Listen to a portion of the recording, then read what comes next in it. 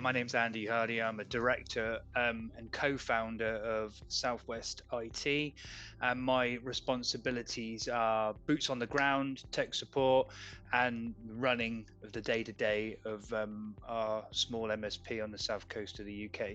Southwest IT, we're a small, vibrant, switched-on team of IT techs. We've been operating for around about 12 years now on the south coast of England, and try to be a one-stop shop for all IT services. We have implemented ThreatLocker Protect along with the enhancements of elevation and storage control, which is sort of pivotal to our offering to all clients. We never really wanted to rely on just EDR solutions, and I think one of the main problems is always the end user. And I think finding a zero trust platform like ThreatLocker, which takes away a lot of the issues with the end user clicking on things that they shouldn't do and so on and so forth. I think it was just for us finding one solution that can pretty much cut out a lot of the issues that we're having with end users.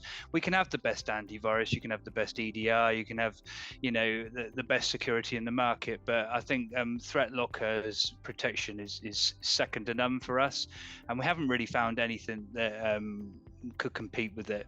So once we started trialing it, we understood the power of it, and for us it became an absolute default for us to offer to all our clients.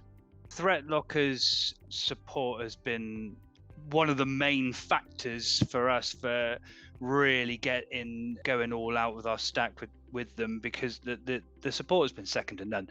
The cyber heroes is absolutely fantastic. If we've had any issues, they've resolved them so quickly, so promptly. A lot of our other MSP-based tools, the support is poor, I must say, and to have something with such amazing support for us is incredibly important, because obviously when you're implementing zero trust, especially when you first roll it out, there are a lot of things that you have to take into consideration, and you go through monthly meetings with the ThreatLocker team to help make sure that your clients are protected, and it's really sort of amazing hand holding all the way through it, which I've not experienced from any other provider ever, which I think is incredible. We've really built relationships with ThreatLocker. We feel like ThreatLocker are almost a part of our company, an extension to our company, which is incredible. And as we're only a small MSP, that really gives us the ability to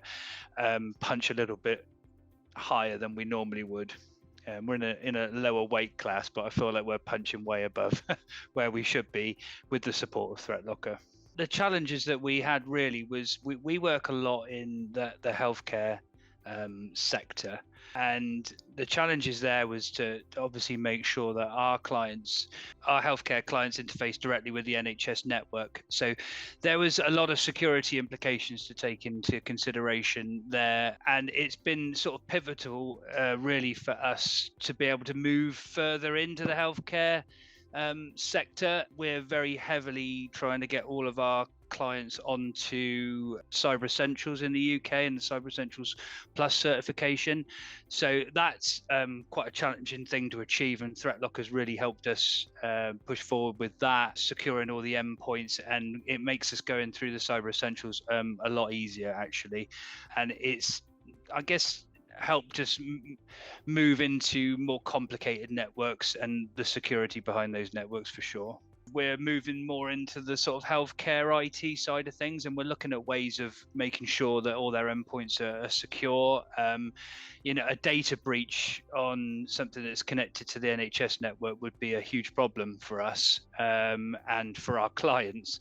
So it was looking at something, we were always sort of going down the roads of sort of EDR and various other solutions, but it was a catalyst really for when we moved into the healthcare space to find better products for security, and ThreatLocker just seemed to tick all the boxes for us. It helps us with elevation, so it's reducing the amount of support tickets that we're getting, where we can auto elevate, and we can make sure that all of our client systems are completely locked down, and they really like that whole like sort of whitelisting of software and locking the system down to a baseline.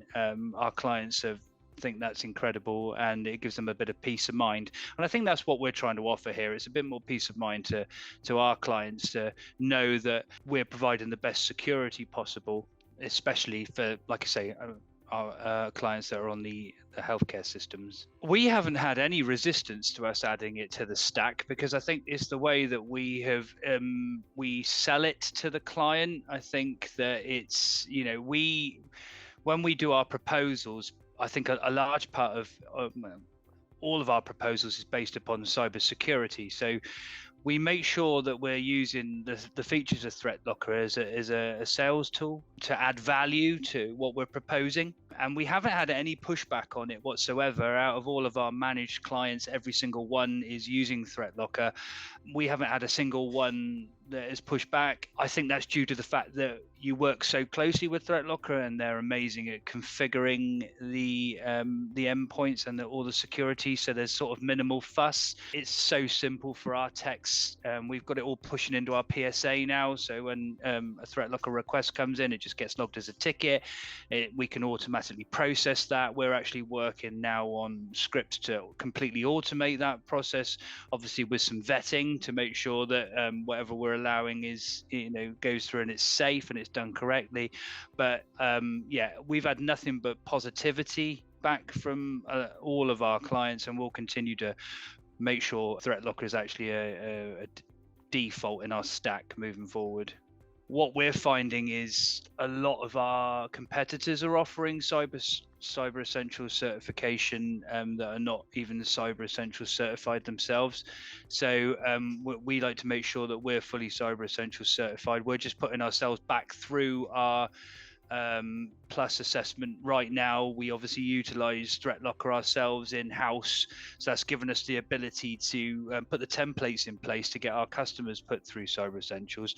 And like I say, moving forward, I found it quite hilarious, really, when we come to have the plus assessments done and they start testing endpoints, and ThreatLocker's just blocking absolutely everything, to the point where they've actually asked to have ThreatLocker switched off, which is just a testament to how good it really is. So it really has helped us push forward with that. And I think we're working to move more into the healthcare sector. Again, we do a lot of palliative care, looking after a lot of care homes, and we're moving into trusts now. So we're hoping ThreatLocker can help us move forward in that space. And yeah, it's been invaluable to us, really. Whatever sector that we transition into, cybersecurity is going to be hands down the biggest challenge for our industry, and the end user is always going to be the weakest link. So providing ongoing training, I think, coupled with things like ThreatLocker's Zero Trust, is really the winning combination for MSPs like ourselves. It's kind of like the golden ticket, really. So we try and make sure that providing the best sort of training to the end users, like phishing training, cybersecurity training, and utilizing things like ThreatLocker, for us, is mitigating some of the largest challenges.